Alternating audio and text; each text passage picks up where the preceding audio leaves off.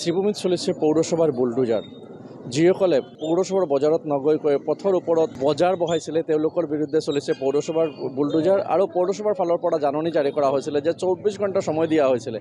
যিসকলে ক্ষুদ্ৰ ব্যৱসায়ী তেওঁলোকে পথৰ ওপৰত তেওঁলোকৰ পসৰা সজাই বহি আছিলে তেওঁলোকৰ বিৰুদ্ধে আজি পুৱাৰে পৰা আৰম্ভ হৈছে পৌৰসভাৰ একশ্যন মুড। আৰু দেখিবলৈ পোৱা গৈছে যে আৰক্ষী, CRPF আৰু কমাণ্ডো বাহিনীৰ সহযোগিতাত এই মুহূৰ্তত কৰিমগঞ্জ অৰ্থাৎ শ্ৰীভূমিৰ সন্তৰ বাজাৰ ব্ৰিজ ৰোড পইণ্টৰ সন্মুখত এই প্ৰশাসনৰ উচ্ছেদ অভিযান চলিছে। আৰু যিসকল পদপথত যিসকল দোকানী আছিলে সেইসকল দোকানীসকলক উঠিয়াই দিয়া হৈছে পৌৰসভাৰ ফালৰ পৰা। দীৰ্ঘদিন ধৰি পৌৰসভাই তেওঁলোকক জাননী জাৰি কৰিছিল তেওঁলোকৰ এই যে পদপথৰ যিসকল দোকানী আছিল তেওঁলোকক এইবিলাক উঠাই দিয়াৰ কাৰণে, কিন্তু দেখা গৈছিল যে তেওঁলোকে কিন্তু উঠাই দিয়া নাছিল।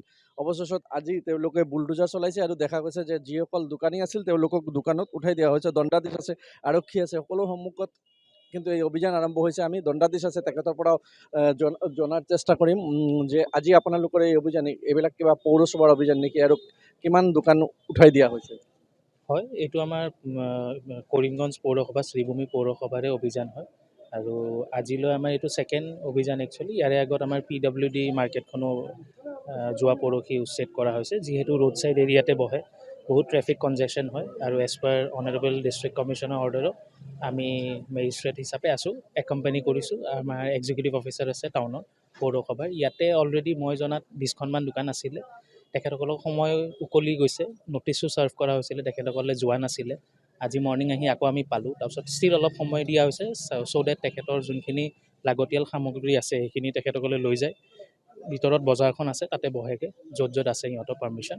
বাকী ৰোড ছাইডটো ক্লিয়াৰ কৰিবলৈ এইখিনি কৰা গৈছে। আৰু অনাগত দিনত আৰু 5-6 দিন কেইবাটা জেগাত আছে আমাৰ এই অভিযান, তাতে চলিত যাই থাকিব। এতিয়ালৈকে টোটেল কিমান দোকান উঠাই দিয়া হৈছে? হয়, ইয়াতে মই জনাত 20খনমান এতিয়ালৈকে হ'ল, 20-25খন তেখেতসকলে নিজে নিজে উঠি পেলাই গৈছে। আমি তেনেকৈ টানি নিবলগীয়া বা আমি চিজাৰ কৰিবলগীয়া হোৱা নাই। এইবিলাক কিবা পদপথৰ যিসকল দোকানী আছিল তেওঁলোকৰ বিৰুদ্ধে? হয়, পদপথৰ বিৰুদ্ধে। পদপথত যোনখিনি দোকানী বহিছে সেইখিনিৰ বিৰুদ্ধে। বাকী এনেই লাইচেঞ্চখিনি নহয়, ভিতৰত যোনখিনি বহিছে বজাৰত সেইটোৰ কাৰণে নহয়। এইটো এটা ৰোড ছাইড এৰিয়া, ৰাস্তাটো আমাৰ একদম কনজাষ্টেড, তাতে আকৌ পাৰ্কিং কৰি দিয়ে, সেই বুলিহে এইখিনি এভিকশ্যন কৰা গৈছে। ধন্যবাদ আপোনাক। এই মুহূৰ্তত দেখা গৈছে যে শ্ৰীভূমি চহৰত পদপথত যিসকল দোকানী আছিল, খুচৰা দোকানীসকল আছিল, তেওঁলোকে ইয়াতে বহি আছিলে। পৌৰসভাৰ পৰা জাননী জাৰি কৰা হৈছিলে যে দোকানখিনি উঠাই দিয়াৰ কাৰণে, কিন্তু তেওঁলোকে দোকান উঠাই দিয়া নাছিল। অৱশেষত আজি আৰক্ষী, CRPF আৰু কমাণ্ডো বাহিনীৰ সহযোগিতাত বিশাল আৰক্ষী বাহিনী ইয়াতে আহিছে আৰু তেওঁলোকক কিছুমান সময় দিয়া হৈছে তেওঁলোকৰ দোকান বা পদপথত যিসকল সামগ্ৰী আছিলে সেইসকল সামগ্ৰী উঠাই লোৱাৰ বাবে। আৰু একৰ্ডিংলি দেখা গৈছে যে তেওঁলোকৰ যি দোকান আছে তেওঁলোকৰ দোকান উঠাই দিয়া হৈছে পৌৰসভাৰ পৰা। ইয়াতে ভিতৰত যিহেতু পৌৰসভাৰ বজাৰ আছে সেই বজাৰত যোৱাৰ বাবে তেওঁলোকক নিৰ্দেশ দিয়া হৈছে। আৰু তেওঁলোকে এই মুহূৰ্তত এই পদপথৰ পৰা তেওঁলোকৰ দোকান ইয়াৰ পৰা স্থানান্তৰ কৰিছে। আৰু যিহেতু ইয়াতে এইখন পথত ট্ৰাফিক জাম হয়, যিহেতু পথ বা সৰু হৈ আছে, যাৰ কাৰণে কিন্তু পৌৰসভাৰ এনে পদক্ষেপৰ বাবে কিন্তু আজি দেখা গৈছে যে প্ৰশাসনৰ ফালৰ পৰা, পৌৰসভাৰ ফালৰ পৰাও কিন্তু এই অভিযান চলোৱা হৈছে।